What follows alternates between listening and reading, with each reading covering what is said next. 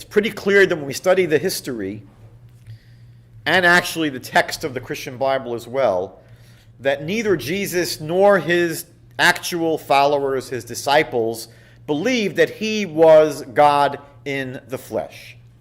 It also seems that even the writers of the Christian Bible, who composed it decades after Jesus died, probably only saw Jesus as some kind of elevated intermediary to God, but not God himself. However, by the 2nd century, this belief that Jesus was God spread among the Gentile churches that were founded by Paul, and the doctrine was formally accepted by Christendom at the Council of Nicaea and subsequent councils beginning in the 4th century. The idea of Jesus being God that created the world is clearly counterintuitive, and it tortures the imagination. The famous church father Tertullian famously quipped, "I believe because it's absurd." Of course, church apologists went into overdrive to defend the idea that Jesus could be God. And they asserted that, yes, God can be physical, because they said we see many places in the Hebrew Bible that seem to describe God as having physical attributes. Now, the problem for the Christian idea is that the Torah clearly states in Numbers chapter 23, verse 19, that God is not a man that he should be deceitful, nor a son of man that he should relent. And this idea is repeated in 1 Samuel chapter 15, verse 29.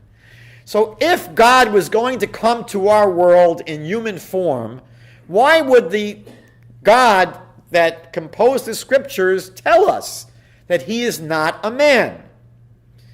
It seems pretty clear that anyone that studies the Hebrew scriptures would walk away knowing that no human being can be described as God.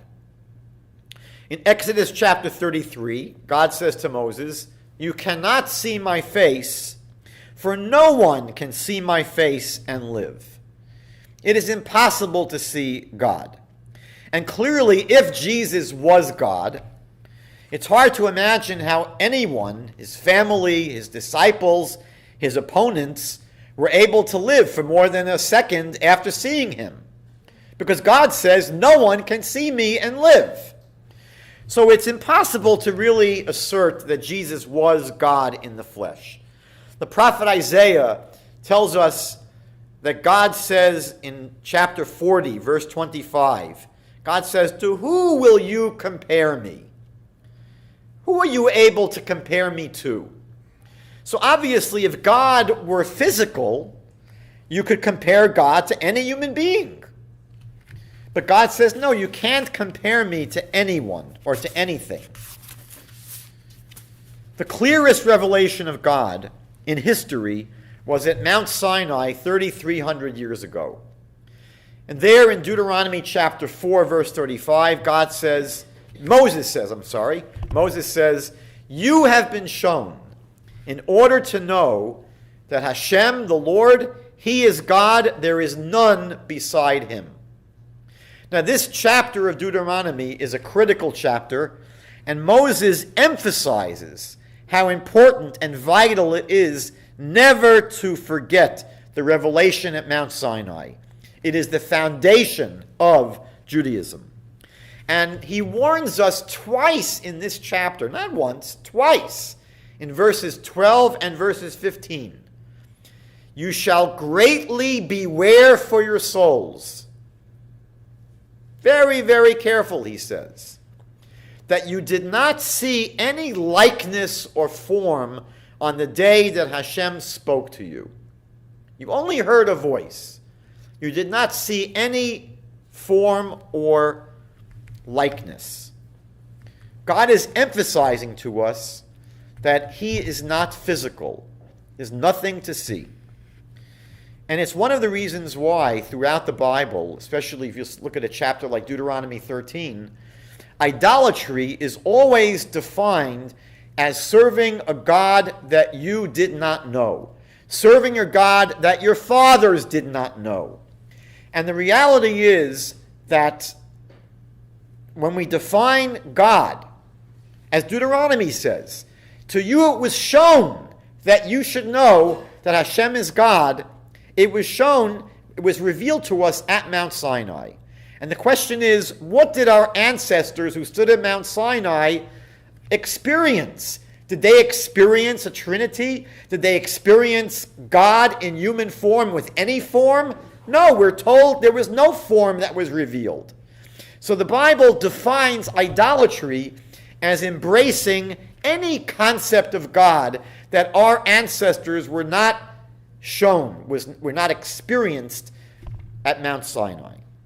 Of course, there are passages in the Bible that speak of physical characteristics of God, and they clearly have to be understood as anthropomorphisms. For example, Deuteronomy chapter 11, verse 12, says about the land of Israel, the eyes of God are always upon it. Now, how are we to understand that? Are we supposed to understand that, in the same way that I'm hard of, I don't see well, so for me to see, I'm going to put my eyes on the paper? Is that what we're supposed to imagine, that God has eyes, and that the eyes are somehow, looking at the land of Israel, or it says here they're on the land of Israel? Clearly, what the passage is meaning to tell us is that God always pays attention to what's going on in the land of Israel.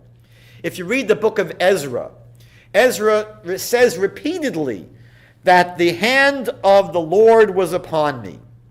Now, if you were back then at the time of Ezra, do you think you would have seen a humongous hand coming out of the heavens and placing itself upon the head of Ezra? Is that what people would have seen back at the time of Ezra? No!